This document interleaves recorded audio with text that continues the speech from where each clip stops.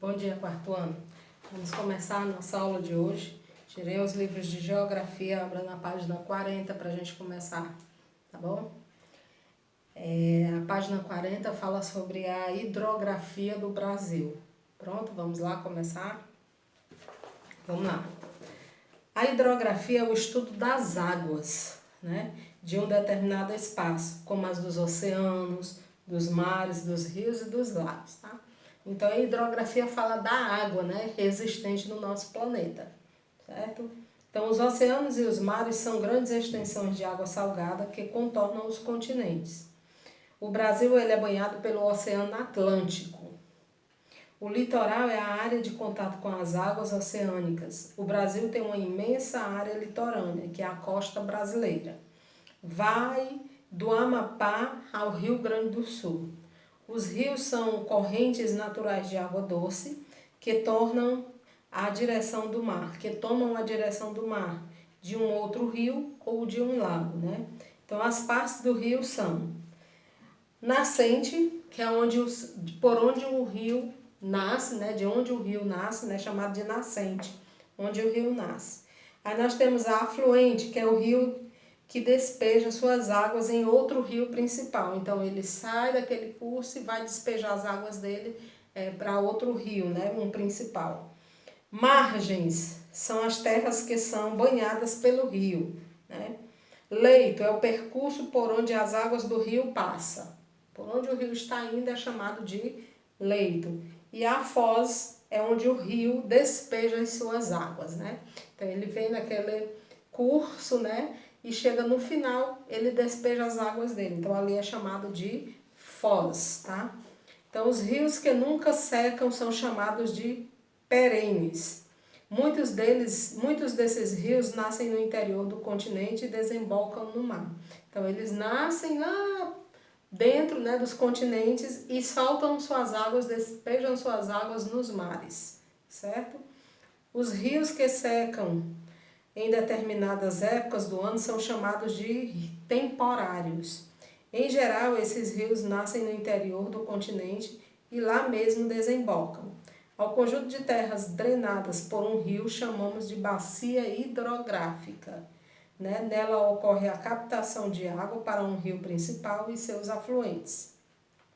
Então, no Brasil, as principais bacias hidrográficas são a Bacia Hidrográfica do Rio Amazonas, Bacia Hidrográfica do Rio Tocantins, Bacia Hidrográfica do Rio São Francisco, Bacia Hidrográfica do Rio da Prata. Tá?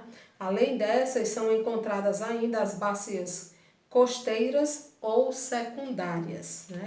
Virem a página aí, página 41. Na página 41 nós temos um mapa, né?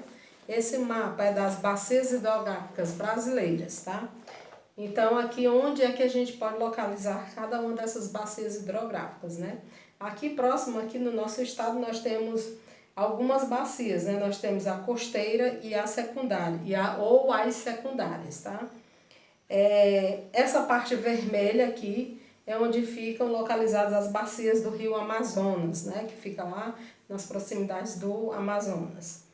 Essa parte verdezinha aqui é onde fica as bacias do rio Tocantins, que fica justamente no estado do Tocantins. Essa lilás, né, é a bacia hidrográfica do rio São Francisco e a verde é a bacia hidrográfica do rio Prata, que fica aqui já no sul, né, do nosso país, do nosso país, tá bom? Esse é o mapa das bacias hidrográficas.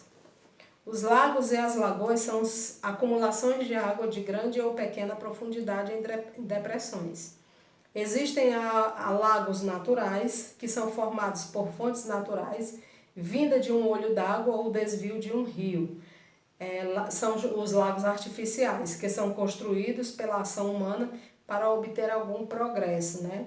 Então, nós, seres humanos, né, a gente perfura a terra, né, e lá, de repente, devido à profundidade, né, surge água, né, a água sobe, né, ali é chamado de olho d'água. Por exemplo, na barragem do Sobradinho, que foi construída para se ter uma fonte geradora de energia elétrica, possui um grande lago artificial em um de seus lados. Outro tipo de construção artificial é o açude, né? Que é destinado a represar a água dos rios, das levadas ou da própria chuva para ser utilizada na agricultura, na indústria ou no abastecimento de povoações. Também é possível encontrar águas nos lençóis freáticos, né? Os lençóis freáticos, eles são formados pela água que entra pelo solo e passa por várias de suas camadas até formar um reservatório de água no subsolo. Há várias camadas do solo pelas quais a água passa a filtrar. Dessa forma, a água dos lençóis freáticos é considerada potável, né? Então, como a gente viu na aula de ciências, né, nós temos o solo, o subsolo e tem lá embaixo uma outra camada de terra, né? Lá que nós encontramos os lençóis freáticos. Água potável é aquela própria para o consumo humano. Por isso, os lençóis freáticos são importantes e muitas vezes são a única forma de se obter água em um determinado local. A forma mais comum de se obter água do lençol freático é abrindo poços artesanais e construindo cisternas, caixas, caixas d'água, para poder adquirir, absorver, ter, essa água potável, tá? Há uma preocupação constante com os lençóis freáticos, porque eles podem ser poluídos pelo uso incorreto de agrotóxicos na agricultura e pelos resíduos da mineração e de algumas atividades industriais. Então, o desmatamento também é um problema, pois pode tornar extinto um lençol freático, visto que diminui a capacidade da infiltração do solo. Então, algumas ações humanas também podem prejudicar os lençóis freáticos, também contaminando essas águas que vêm lá debaixo do subsolo, tá certo? Então, vocês vão ter um tempinho aí para responder a atividade e logo após nós teremos a aula de produção de texto, tá? Então, até daqui a pouco.